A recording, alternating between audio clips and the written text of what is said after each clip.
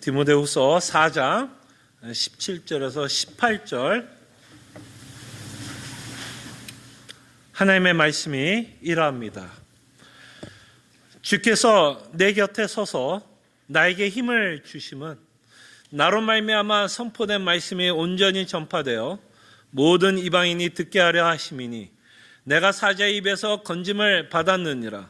주께서 나를 모든 악한 일에서 건져내시고 또 그의 천국에 들어가도록 구원하시리니 그에게 영광이 세세 무궁토록 있을지어다.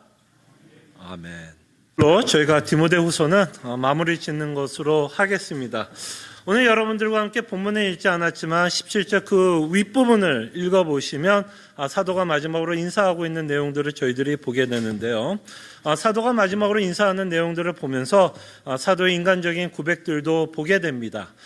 믿음 가운데 꿋꿋하게 자신이 해야 될 일을 잘 또 행하고 있는 사도이지만 그 앞부분을 읽어보시면 참 사도도 인간은 인간이었구나 라는 생각을 하게끔 합니다. 그가 얼마나 힘들어하고 외로워했으며 사람들에게 배신을 당하는 것 때문에 상심하고 있는 사도의 마음도 저희들이 보게 됩니다. 그는 너무 감옥에 혼자 외로워 있어서 디모데가 속히 찾아오기를 바라는 마음을 기록하고 있는 것도 보게 되고 자신을 배신한 사람들을 생각하면서 큰 상심에 빠져 있는 사도의 모습도 저희들이 보게 됩니다.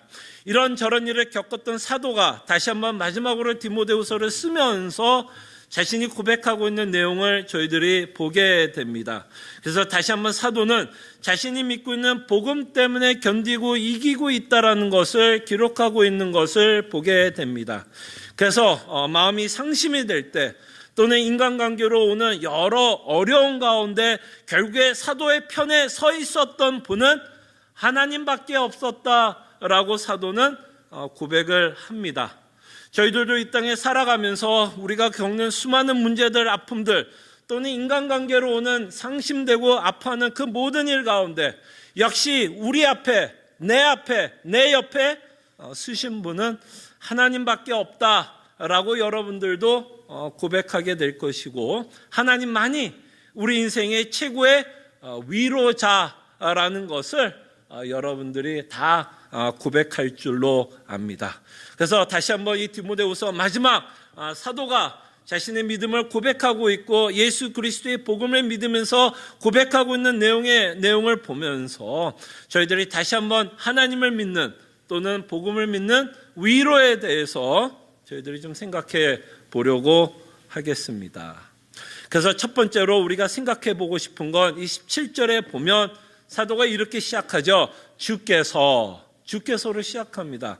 어떻게 보면 너무 익숙한 단어라 우리는 쉽게 이 주께서라는 단어를 그냥 쉽게 넘어갈 수 있고 그냥 읽을 수가 있는데 이 주께서라는 말은 굉장한 의미를 갖고 있다라고 생각이 듭니다. 이 주께서라는 단어를 풀어보면 하나님이 주인 되신다. 그죠? 영어로 하면 Master, Lord. 그래서 다시 한번 사도는 이 주께서라고 고백하는 이 내용 안에는 사실은 사도가 믿고 있는 내용이 담겨져 있죠. 하나님이 주라고 고백하면 하나님이 주권자라는 것을 믿고 있는 내용인 것을 저희들이 보게 됩니다.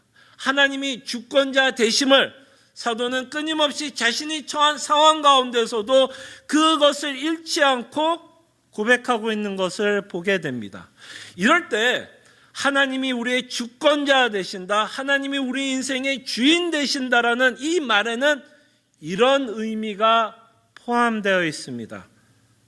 사도에게 닥치는 수많은 문제들이 우연이 아니라 하나님의 계획 아래에 이루어지고 있다라는 것을 보시기를 바랍니다.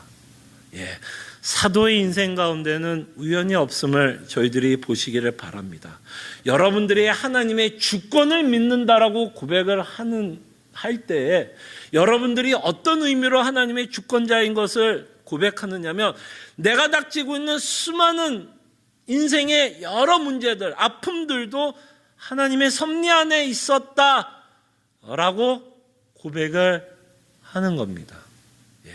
그때 지금 사도는 하나님이 주님이시다 고백하면서 사실은 뭐라고 말씀하냐면 하나님이 인생의 총감독자였다라고 고백을 합니다.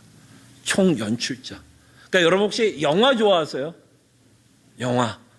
영화를 좋아하시면 영화를 만들어내는 감독자가 있고 시나리오가 있잖아요. 가장 중요한 거 아니겠어요? 극본, 그 다음에 그것을 연출해내는 감독.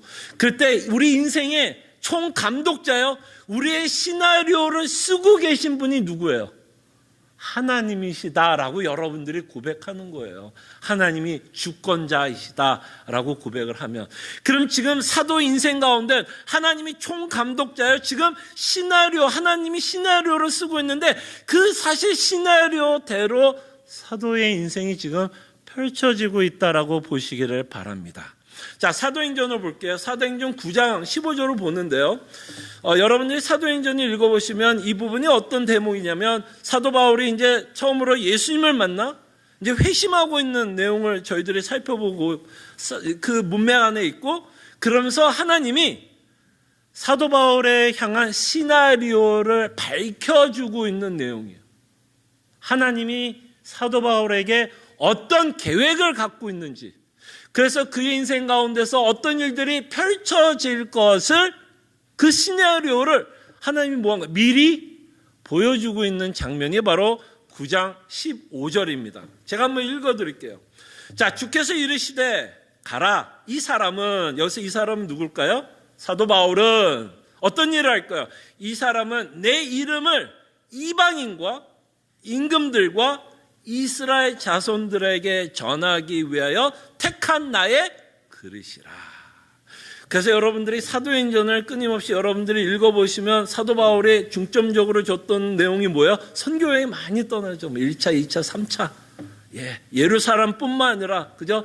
그 당시에 땅끝까지 이방인들에게 말씀을 전합니다. 그리고 특이한 일이 벌어지는데, 사도가 임금들 앞에서도 복음을 전하게 돼요. 사도행전을 읽어보면 임금들 앞에서 복음을 전하게 되는데, 이 임금들 앞에서 복음을 전하는 이 일이 참 신비롭게 이 일이 진행돼요. 사도 바울이 임금들 앞에 어떻게 섰는지 알아요? 여러분, 사도행전 여러분 읽어보시고 기억이 나면, 사도 바울이 임금들 앞에서 복음을 전하게 되는 계기는, 그가 어떤 굉장히 멋있는 상황에서 임금들 앞에서 복음을 전하지 않아요. 그는 오히려 복음을 전하는 것 때문에 핍박을 받고 감옥에 갇히게 되는데, 그가 로마인이었기 때문에 재판을 받게 돼요. 그 재판을 받는 과정 가운데 누구를 만나요? 임금들을 만나게 됩니다. 그러니까 우리는 지금 사도가 지금 감옥에 갇혀 있다 그러면, 다만 그는 복음을 전하면서 할 수 없이 세상의 핍박을 받는다라는 것으로 끝나는 게 아니라, 하나님은 뭐예요? 이 임금들을 만나기 위해서 그 인생 앞에 뭐를 허락한 거예요? 핍박도 허락하게 되고, 그 일을 통해서 하나님이 계획한 사도를 향한 일이 지금 벌어지고 있다는 거예요. 그죠? 참 신비롭지 않으세요? 그래서 사도 인생은 우연은 없습니다. 그 우연같이 보이는 이 핍박의 사건도 사실은 사도가 임금들 앞에서 복음을 전하기 위한 하나님의 계획과 시나리오에 의해서 그의 인생이 지금 이루어지고 있다는 것을 보시기를 바랍니다. 그때 여러분, 우리 인생 가운데 사도 바울처럼 구체적인 내용이 성경에 기록되어 있지는 않아요. 사도 바울은 그 당시 사도였고, 하나님께서 특별한 정말 계획을 갖고 있었던 분이기 때문에 그에게는 특별하게 자신 인생이 어떻게 이루어질 것인가를 가르쳐 줘야 되는 상황이었어요. 그런데 여러분과 저는 성경에 기록된 자들이 아닙니다. 그죠? 여러분 이름 성경에 없죠. 그러나 이 사도의 인생을 통해서 우리에게 가르쳐 주고 싶은 내용이 뭘까요, 여러분? 굉장히 우연스러웠던 일, 그 문제와 아픔이 그냥 할 수 없이 당하는 일같이 보였던 그 일이 사실은 하나님의 계획과 섭리 안에 있었다라는 거고, 그 일로 통해서 하나님의 일이 지금 진행되고 있다라는 거예요. 그럴 때 여러분 인생 가운데서 벌어지는 수많은 일들, 문제들, 아픔들이 그냥 할 수 없어서, 또는 내 상황이 우리 이렇게 말해, 재수 없어서, 이런 인생이 아니라는 겁니다. 여러분의 인생은 재수 없는 인생이 아니에요. 하나님의 뭐예요? 자녀들이에요. 자녀들. 하나님이 여러분 인생 가운데 특별한 시나리오를 다 쓰고 있습니다. 물론 여러분과 저는 그 시나리오가 구체적으로 어떻게 이루어지는 건 잘 몰라요. 그래서 우리 앞의 일에 대해서는 굉장히 불안할 수밖에 없고 염려가 될 수밖에 없지만, 이 사도 바울의 인생을 통해서 하나님은 우리에게 말씀합니다. 여러분, 하나님의 손 아래에 있다라는 거예요. 정말 이것을 믿으시길 바라고, 여러분들이 당하는 많은 문제들 가운데서도 하나님은 자신의 일을 하고 있다라는 거예요. 그러면 여러분, 우리는 하나님이 계획을 갖고 있으면 우리에게 유익을 위해서 그 계획을 행할 경우가 많지 않겠어요? 그러면 우리가 힘들고 어려우면 하나님 계획 좀 바꿔주세요 라고 기도할 수도 있겠죠. 힘드니까 당연히 기도할 수 있겠지만, 만약에 하나님께서 이 일을 허락하고 있다면 우리의 기도 제목은 좀 변화해야 되지 않을까요? 어떤 식으로 변화해야 될까요? 하나님, 나 힘들어 죽겠어요. 빨리 이 문제 해결해 주세요라고도 기도하세요. 그러나 하나님이 진짜 원하는 기도는 뭘까요? 하나님, 힘들지만 이것이 우연이 아니라면, 이것이 하나님의 섭리 가운데 있다면 우리가 뭐라고 기도할 수 있을까요? 하나님, 깨닫게 해주세요. 왜 하나님께서 이 문제를 나에게 허락하고 있는지, 분명히 하나님은 참 좋으신 나의 아버지인 것을 내가 믿기에, 비록 내가 이것을 다 이해할 수는 없지만 분명히 이 안에는 선하신 하나님의 뜻이 있을 것이기 때문에 주님, 가르쳐 주시고, 내가 이 문제들을 믿음의 눈 가운데서, 믿음의 시점 가운데서, 관점 가운데서 어떻게 바라봐야 할지를 하나님 가르쳐 주시옵소서. 이게 뭐예요? 하나님의 주권을 믿는 자의 고백이고, 이것이 하나님의 주권을 믿는 자의 기도입니다. 무조건 바꿔달라고만 기도를 하면 누가 주권자예요? 내가 주권자가 되는 거 아니에요? 그냥 무조건 바꿔달라고만 얘기하면. 그렇기 때문에 우리가 하나님의 주권을 믿는다면 하나님이 우리 인생 가운데 시나리오를 이미 쓰고 있고, 그 모든 일 가운데 하나님의 선하심이 드러날 것이고, 그 일을 통해서 하나님은 우리를 위로하고 있다는 것을 기억해 주세요. 그래서 하나님이 주권자이라는 것이 훨씬 우리 인생의 안심이 된다는 것을 기억해 주시기를 바랍니다. 그러면서 사도가 또 뭐라고 고백하냐면 참 은혜로운 말씀을 합니다. 주께서 함께 하셨다라고 고백을 하죠. 하나님이 함께 하셨다. 그죠? 함께 하셨다. 그때 여러분, 하나님이 여러분 인생 가운데 함께 하셨다라는 것을 어떻게 믿으세요? 여러분 정말 하나님 여러분 함께 하세요? 이건 아멘이 나와야 되는데, 속으로 하신 거죠? 제가 텔레파시가 없어서 제가 여러분들이 무슨 생각하는지 잘 몰라서. 여러분 어떻게 하세요? 하나님이 여러분과 함께 하셨다라는 거. 참 우리가 인생을 살아가면서 증거를 갖고 싶지 않으세요? 좀 사인, 하나님이 진짜 이랬으면 내가 믿겠는데, 보이는 어떤 사인을 우리는 참 요구할 때가 있는 것 같아요. 저도 그걸 요구할 때가 참 많은 것 같아요. 왜냐하면 제 믿음이 너무 연약하기 때문에 헷갈려요. 아까 말했던 어떤 문제가 딱 닥치면 이게 진짜 하나님이 함께하나? 기드온의 마음을 저는 이해가 됩니다. 아니 지금 전쟁에 나갈 판인데 전쟁 나오면 어떻게 돼요? 죽고 사는 문제 아니에요? 죽을 수 있잖아요. 지금 자기 목숨이 걸린 문제인데. 그러니 어떤 확신을 갖고 싶을 거야. 진짜 하나님 나와 함께 하실까? 사인 좀 주세요. 우리는 사인을 요구할 수 있다고 봐요. 우리가 연약하기 때문에. 근데 오늘 여러분들과 한 가지만 좀 정리를 해봅시다. 하나님이 여러분들과 함께하고 있는 증거는 사실은 우리가 보이는 어떤 모습, 어떤 상황과 환경만으로는 하나님이 우리가 함께하고 있다는 것을 다 확인할 수는 없습니다. 그때 여러분, 하나님이 여러분들과 함께하고 있다는 걸 제가 비법을 하나 가르쳐 주고, 대단한 비법입니다. 이거 아무한테도 얘기하면 안 돼요. 뭔지 아세요? 여러분들이 지금 예수 그리스도를 믿고 있다면 그것이 바로 하나님이 여러분과 함께하고 있는 증거입니다. 무슨 말인지 아시겠어요? 여러분 뭐 대단한 거 혹시 기대했어요? 혹시 제 말이? 비법이라 그러니까 뭔가 야 진짜 무슨 기도원에서 하나님께서 허락한 정말 보이는 어떤 사인을 요구했어요? 아니에요. 너무 시시해요? 아니에요. 여러분 다시 말씀드릴게요. 지금 여러분들이 예수 그리스도를 믿고 있다면 그것이 바로 하나님이 함께하고 있는 증거입니다. 그때 여러분 제가 한번 설교 가운데 이거를 한번 제가 말씀을 드렸던 순간이 있었던 것 같아요. 어떤 목사님이 기적에 대해서 설명을 했어요. 기적. 기적이 뭘까요? 여러분 기적하면 어떤 것들이 많이 생각나요? 뭐 병을 고쳤다. 뭐 고린도 전서 같은 거 보면 막 은사들, 막 신비한 은사들 많이 기록되어 있잖아요. 뭐 그런 일을 하면 뭐 오병이어의 기적, 뭐 이런 것들이 우리가 생각하는 기적이라고 생각할 수 있잖아요. 보이는 거. 제가 만약에 여기서 공중부양을 한다면 우리 교회 아마 부흥할 거예요. 이 몸이 갑자기 붕 떠버리면 그 우리가 뭐라고 얘기할까? 그 기적이라고 이야기할 거예요. 근데 이 목사님이 참 재밌게 기적을 설명해 주셨어요. 저는 이게 참 맞다고 봐요. 첫 번째로 우리가 정말 크리스천이 겪는 그 맛보는 기적 중에 하나는 뭐냐면, 첫째는 뭐냐면 안 믿는 자가 예수를 믿게 되는 게 기적이라고 표현했어요. 안 믿는 자가 예수님을 믿는 것이 기적이라고 표현했고요. 두 번째가 여러분들과 좀 같이 오늘 나누고 싶은 내용이에요. 잘 들어보세요.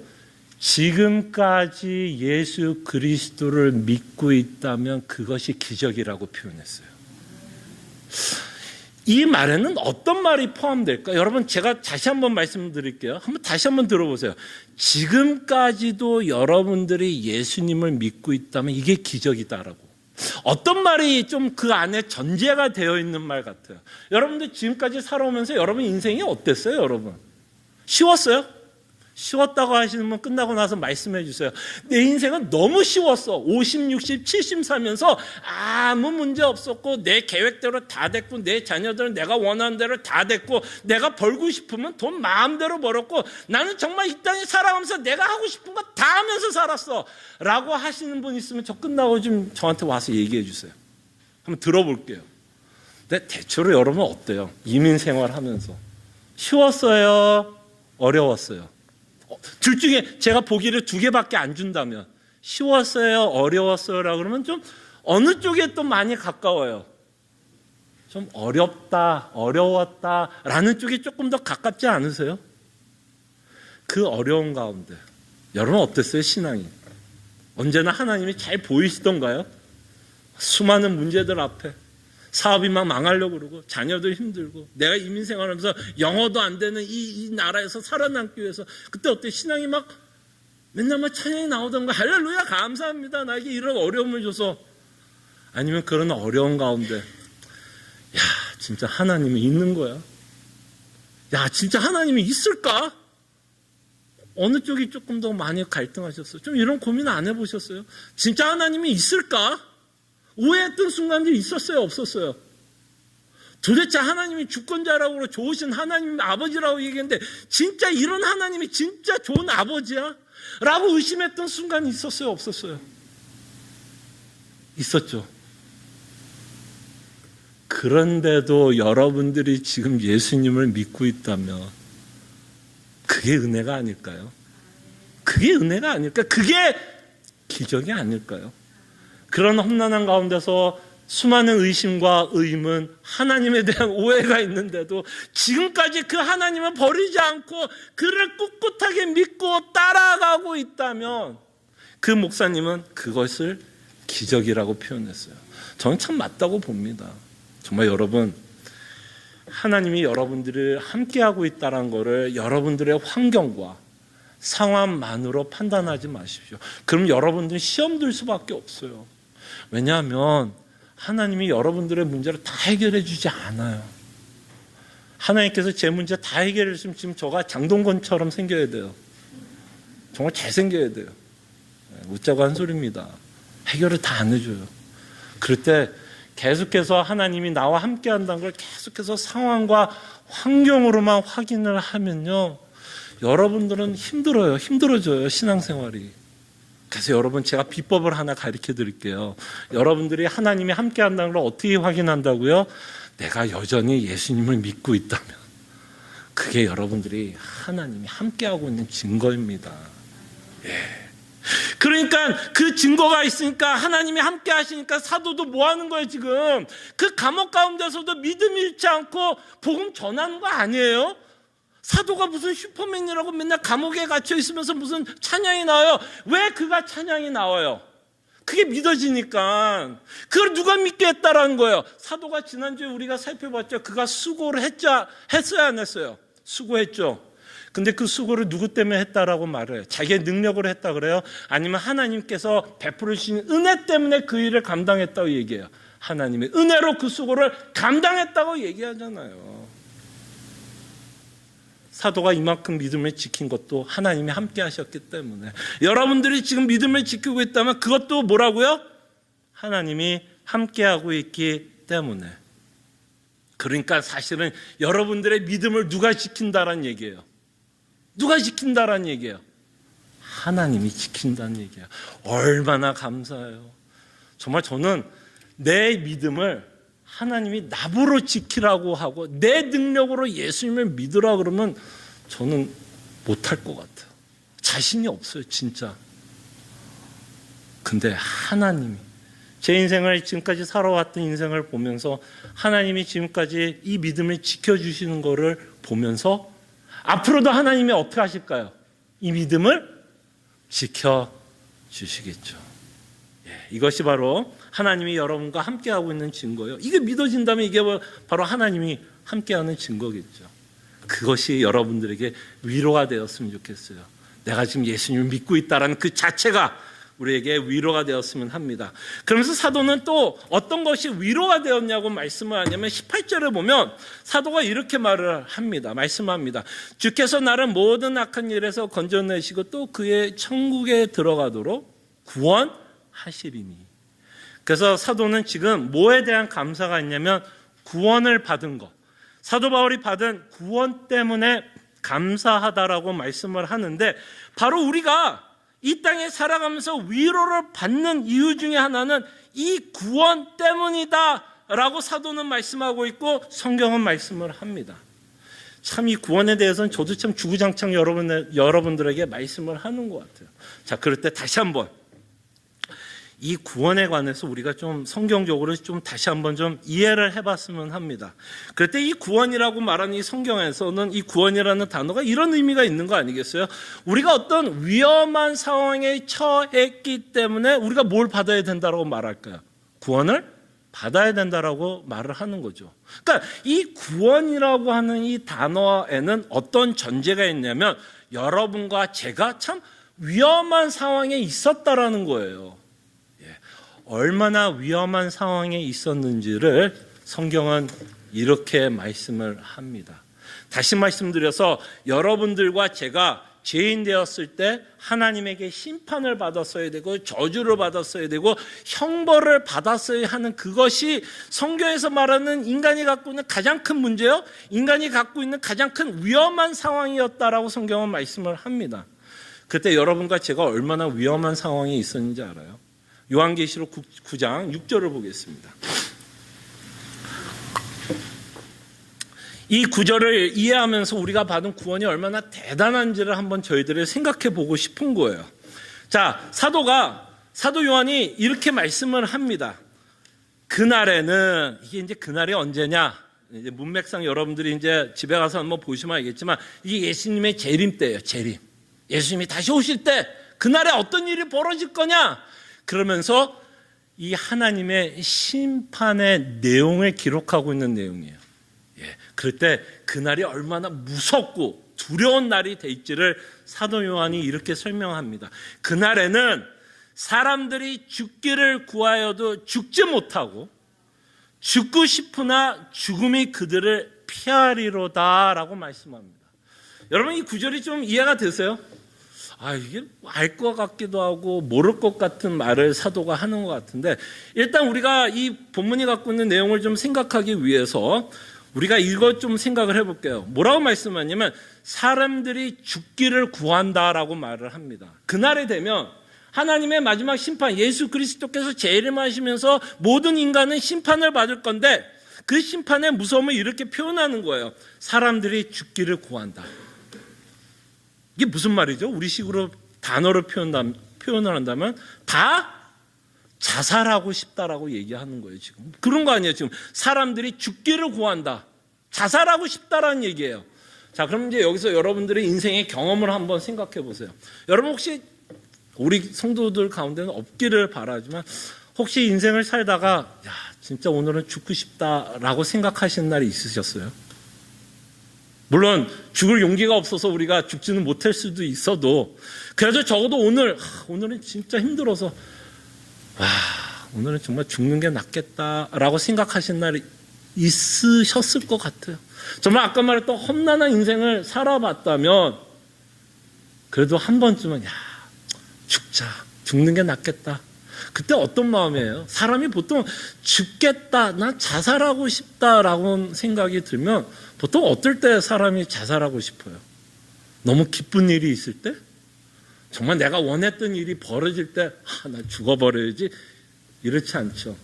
보통 내가 죽고 싶다라고 아까 여러분 혹시 그런 생각을 혹시라도 해봤다면 어떨 때예요? 너무 고통스럽고 이 문제를 이길 소망도 없고 이길 힘도 없고 삶의 회의, 그러면서 무슨 생각이 드는 거야? 살아서 무엇하리?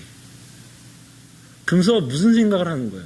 죽는 게 사는 것보다 무슨 생각이 드는 거야? 낫겠다라는 생각을 하니까 죽을 생각하는 거 아니에요? 그게 무슨 말이에요? 너무 고통스럽다라는 거죠. 너무 고통스러우니까 사람이 죽을 생각도 하고 죽기도 합니다. 그러니까 지금 사도 요한을 통해서 우리가 받을 영원한 심판의 무서움을 이렇게 표현하는 거야. 그때에는 사람들이 죽기를 구한다. 이게 무슨 말이에요? 그때는 그 하나님의 심판이 너무 고통스럽다라는 거예요. 너무너무 고통스러워서 차라리 죽는 게 낫다라고 사람들이 다 생각할 거라는 거예요. 그만큼 우리가 받아야 되는 이 심판이 얼마나 무서운지를 성경은 말씀하고 싶은 거예요. 그래서 뭐라 그래요? 사람이 죽기를 구하여도 사실은 이게 무서운 게 아니에요. 죽기를 구하는 게 무서운 게 아니야. 그 뒷말이 더 무서운 거예요.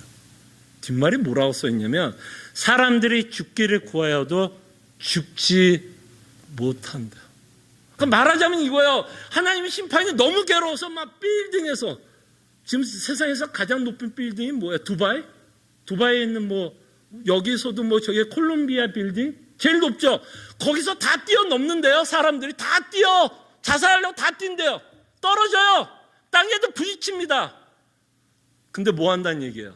다시 깨어난다는 얘기예요. 차라리 죽으면 편할 건데 죽지도 못한다는 얘기예요. 뭐라 그래요? 죽고 싶으나 죽음이 그들을 피한다라고 말합니다. 그래서 하나님이 우리에게 말씀하고 싶은 이 심판이 뭐라는 얘기예요? 이 심판이 영원하다라는 거예요. 상상해 가세요. 죽을 수 있다면 그게 복일 수도 있다라고 성경은 말하는 거예요. 차라리 그 심판 가운데 너가 죽을 수 있다면 그게 차라리 복이다라고 얘기하고 싶은 것 같아요. 그만큼 우리가 여러분과 제가 받아야 심판이 이런 심판이었다라고 말을 하는 거예요. 여러분들이 인생을 살아가면서 고통을 안다면 우리가 지옥에 가지 않더라도, 제가 이렇게만 표현해 볼게요. 지금 여러분 문제 하나 있을 거예요. 다 집집마다 문제 하나 있을 거예요. 그 문제 때문에 그 문제 하나만 생각해도 괴로워. 그 하나만 생각해도 괴로워. 근데 하나님이 그 한 문제를 영원히 여러분들이 달고 살아야 한다면 지옥을 안 가도 그게 지옥이 아닐까요? 그 고통이 한 가지, 여러분 갖고 있는 문제 하나예요. 하나, 둘도 아니고 하나만. 그 고통을 영원히 짊어지고 살아가야 한다면 그게 건강이 될 수도 있고 돈 문제가 될 수도 있고 자녀 문제도 될 수 있고 어떤 문제든 간에 한 문제로 여러분들이 그 문제로 영원히 산다면 그게 지옥이 아닐까요? 꼭 하나님의 심판날 가지 않더라도. 근데 여러분, 이 십자가가 왜 대단한 줄 알아요, 여러분? 베드로전서를 보겠습니다. 베드로전서 1장 6절이에요. 이 베드로전서 1장 6절에 단어 하나가 복음을 설명합니다, 여러분. 아까 요한계시록 9장 6절을 이해하시고 베드로전서 1장 6절에 있는 한 단어를 이해를 하면 이 단어가 있어서 얼마나 감사한 줄 우리가 알아야 돼요. 베드로가 이렇게 말씀합니다. 그러므로 너희가 이제 여러 가지 시험으로 말미암아, 이 시험은 믿지 않는 자들도 마찬가지지만 믿는 자들도 시험이 있다는 얘기예요, 없다는 얘기예요? 있다라는 얘기예요. 여러분들이 인생을 살아가면서 고통이 있다는 얘기예요, 없다는 얘기예요? 있다라는 얘기예요. 험난한 인생이 있다는 얘기예요, 없다는 얘기예요? 있다라는 얘기예요. 근데 있는데 여기서 왜 어떤 단어가 복음이 되냐면 여러 가지 시험으로 말미암아 잠깐 근심하게 되지 않을 수 없으나 오히려 크게 기뻐한도다. 아니, 시험 있는데 어떻게 기뻐해요? 근데 왜 사도 바울 베드로가 기쁘다라고 표현할까요? 이 문장 안에서 어떤 단어 하나 때문에 사도 베드로가 오히려 우리가 기쁘다라고 말을 할까요? 단어 하나예요. 어떤 단어? 잠깐이라는 단어예요. 이게 왜 복음인지 아세요, 여러분? 이게 왜 복음인지 아세요? 여러분, 만약에 십자가가 없었으면요, 베드로가 이 문장을 어떻게 쓸 수밖에 없었을까요? 이렇게밖에 쓸 수 없었겠죠. 십자가가 없었다면 그러므로 너희가 지금 이 땅에서 여러 가지 시험을 받지만 죽으면 더 큰 시험 가운데서 영원히 살 거야 라고 사도는 썼을 거예요. 무슨 말인지 알겠죠? 십자가가 없었다면 사도는 잠깐이라는 단어를 쓸 수 없고 이 땅에 받는 시험 플러스 요한계시록에 의해서 우리는 뭐가 기다려요? 더 큰 시험이 기다린다라는 거예요. 근데 이 십자가가 뭐를 해요? 끊어버린다는 얘기예요. 끊어버린다는 거예요. 뭐를 끊어요? 영원한 고통을 끊고 잠깐만 고통을 받게 한다는 거예요. 그리고 히브리서는 이렇게 잠깐 우리가 고통을 받고 나서 어떤 일이 벌어질까라고 말하냐면 히브리서 4장 1절을 읽을게요. 그러므로 우리는 두려워할지니 뭐라 그래요? 그의 안식에 들어갈 약속이 남아있다. 여러분, 십자가가 없으면 이 히브리서 기자가 또 어떻게 썼을까요? 그의 심판에 들어갈 약속만 남아있다라고 밖에 히브리서 기자도 쓸 수밖에 없겠죠. 무슨 얘기인지 아시겠어요, 여러분? 십자가가 있고 없고의 차이를 보시기를 바라요. 여러분들의 인생에 고통을 안다면 십자가가 없으면 그 고통이 영원하다라는 거예요, 그 고통이. 근데 십자가로 말미암아 그 고통도 언젠가는 끝날 거고 그 끝나는 시점과 함께 우리에게는 뭐가 기다려요? 안식. 여러분들과 제가 그토록 원하는 평안한 삶, 죄의 영향을 받지 않는 삶, 고통의 영향을 받지 않는 삶, 염려가 없는 것, 하나님을 온 마음을 다해서 사랑하고 경배하며 예배할 수 있는 그 안식이 우리를 기다립니다. 그러니 사도가 감옥에 갇혀 있어도 그게 고통스럽지만 예수님이 아니면 사도에게는 뭐가 남는 거예요? 더 큰 고통이 남아있는 거예요. 감옥에 갇힌 것도 힘들지만 사도에게 예수님이 없다면 뭐가 있어요? 더 큰 고통. 감옥보다도 더 잔인하고 더 고통스러운 고난만 남아있다는 거예요. 십자가가 없다면. 근데 그 십자가로 말미암아 자기도 달려갈 길이 끝나는 그 지점이 있을 거고 그 지점이 끝나면 영원한 안식에 들어갈 것을 사도는 알기 때문에 비록 감옥에 갇혀 있고 염려와 걱정 가운데 살 수밖에 없지만 그에게는 뭐가 있어요? 소망이 있습니다. 정말 여러분, 이 잠깐이라고 하는 이 단어에 정말 십자가 때문에 이 잠깐이라는 이 단어가 정말 여러분들에게 위로가 되었으면 좋겠어요. 진짜 위로가 되었으면 좋겠어요. 이 잠깐이라는 것 때문에. 그리고 영원히 심판이 아니라 영원한 안식이 우리를 기다리고 있다라는 이것이 우리가 이 땅에 살아가는 힘이 되고 소망이 되고 절망과 아픔 가운데서도 끊임없이 우리의 상황을 이겨나가게 하는 복음이 되기를 소원합니다. 그래서 마지막으로 여러분들과 생각해 보고 싶은 건 하나님이 우리가 위로를 받을 수 있도록 사실은 또 무엇을 허락했냐면 공동체를 허락했어요. 여러분이 공동체. 교회를 허락했어요. 함께 달려갈 수 있도록, 함께 위로하고 함께 격려하고 함께 도전을 줄 수 있도록 하나님이 교회라는 곳을 허락하시고 성도들을 허락했습니다. 서로 격려하고 위로하기 위해서. 근데 참 교회 안에서 가장 안타까운 부분이 이런 부분인 것 같아요. 참 말은 맞는 것 같아요. 그죠? 맞는 것 같아요. 근데 교회 안에서 우리가 실질적인 신앙생활 안에서는 이게 우리가 같은 팀메이트라는 것을 참 느끼기가 힘든 곳이 또 교회인 것 같아요. 팀메이트. 어떠세요, 여러분?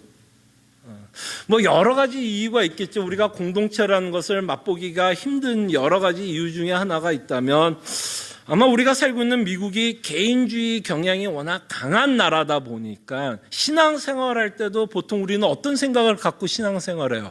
나와 하나님의 관계만을 많이 생각하는 것 같아요. 나만 예수님이 잘 믿으면 되지 라는 어떤 개인주의적인 성향을 갖고 저희들이 신앙생활을 할 때가 많은 것 같아요. 그게 틀리지는 않았습니다. 근데 그게 너무 강조가 되면 옆에 있는 공동체를 우리가 망각할 수 있고 돌보지 않을 수 있다는 겁니다.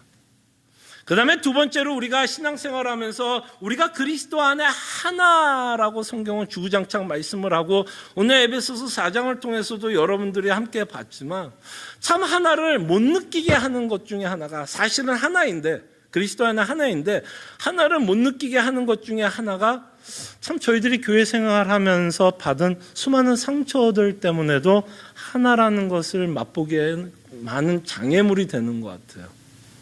상처. 여러분 교회 생활하면서 다 상처 한 번씩 받아보셨죠? 특히 어떤 자들이 상처를 많이 받냐면요. 교회에서 예배드리는 사람들보다는 사실 교회 안에서 섬기는 자들이 이상하게 상처를 많이 받더라고요. 섬기다 보면 뭐 해야 돼요? 사람들과 함께 어울려야 되고 그러다 보면 이제 서로 어떤 거를 결정하게 되면 다 마음이 같아야 틀려요. 달라요. 마음들이 달라요. 그 다른 가운데 서로 갈등이 있고 서로에게 상처를 주고 있는 우리의 모습을 보게 됩니다. 그러다 보니까 상처를 워낙 우리가 이민 교회 생활을 하다 보면서 참 교회 안에서 참 뭐 목사로부터도 상처도 받고 물론 성도들 통해서도 상처를 받으니까 우리의 신앙생활이 어떻게 점점 될까요? 나와 하나님의 관계에만 더 집중하게 돼요. 왜 그렇게 집중하게 되냐면 성도들하고 사귀다 보면 또 뭐가 겁이 나요? 뭐가 겁이 나요? 상처받을 게 또 겁이 나요. 예전에 다녔던 교회들에 내가 마음을 오픈했더니 마음을 줬더니 돌아오는 건 뭐예요? 내가 마음을 주면 그 상대에도 마음을 좀 받으면 좋겠는데 내가 마음을 주면 상대는 상처를 주더라고요. 그러다 보니까 그냥 내 마음이 나와 하나님 그래 나 그냥 예배만 드리고 나와 하나님만 내가 하나님만 잘 믿지만 하다 보니까 저희들이 공동체에 대한 그 어떤 강조점이 좀 약해지는 것 같아요. 자, 근데 이거는 깰 수 있는 유일한 방법은 별로 없는 것 같아요. 깰 수 있는 유일한 방법이 있다면 정말 여러분들이 하나님의 은혜를 받았고 여러분들의 인생 가운데서 받았던 수많은 어려움들 가운데서 정말 하나님께서 그 베풀어 주시는 은혜를 나누고 싶은 마음이 더 커지기를 바라요. 그래서 나의 연약함과 나의 부족한 것, 나의 어떤 제된 모습들을 좀 편하게 오픈할 수 있는 교회가 되기를 소원을 합니다. 보통 자신의 연약한 얘기를 하면 우리는 어떤 마음이 드냐면 저 사람이 나를 우습게 볼까 봐 또는 무시할까 봐 또는 내가 내 연약한 이야기를 하면 소문이 날까 봐 저 사람 그랬어? 야 되게 믿음 좋은 것 같이 보였는데 아니었네 하면서 뒤에서 수근수근 될까 봐 그런 여러 가지 이유 때문에 사실은 내 자신을 많이 오픈을 못하는 우리의 모습을 보게 됩니다. 그럴 때 제가 여러분들에게 좀 권면을 하고 싶은 건 누군가는 용기를 내주셨으면 해요. 누군가는. 그 누군가가 내가 되었으면 좋겠어요. 누군가는 하겠지. 왜 우리 교회는 오픈을 안 해? 그렇게 생각하는 사람이 있다면 그 사람이 자기 얘기를 해주셨으면 좋겠어요. 누군가가 이야기를 하겠지 기다리는 게 아니라 정말 내 인생 가운데서 하나님께서 선하심을 베풀었던 그 방법 중에 하나가 우리의 연약한 때, 우리가 연약할 때, 우리가 부족할 때 사실은 우리가 하나님을 믿게 되는 기회가 될 때가 참 많았어요. 그래서 정말 우리 교회는 좀 담대한 용기가 있어서 특히 하나 모임 할 때 좀 우리의 연약한 부분을 좀 조금 갑자기 확 열자는 얘기도 아니에요. 조금씩만 더 열어볼 수 있고 그리고 성도들에게 그래서 내가 참 연약한데 나를 위해서 기도해달라고 정말 그렇게 부탁할 수 있고 그리고 그 연약함이 흠이 아니라 그 연약함을 보면서 공감해 줄 수 있고 또 그런 연약한 모습을 볼 때 사실 나도 연약한 자인데 라고 공감해 주고 그러면서 그 안에서 우리의 연약함과 그죠? 우리의 부족한 것들을 나누고 그 안에서 그리스도의 은혜를 나누고 사랑을 나누고 그래서 뭐 하자는 거야? 같이 가자고요.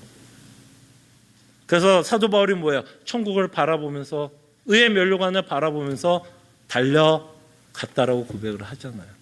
그래서 오늘 하나 모임을 통해서 뭐 여러 가지 이야기들이 오고 갈 줄 압니다. 여러분 혹시 말씀을 통해서 약간의 용기와 담대함이 생기셨다면 조금만 더 여러분들이 얘기하고 싶지 않는 부분들 조금만 더 용기를 내어서 함께 나누고 함께 기도하는 귀한 하나 모임이 되기를 소원합니다. 기도하죠.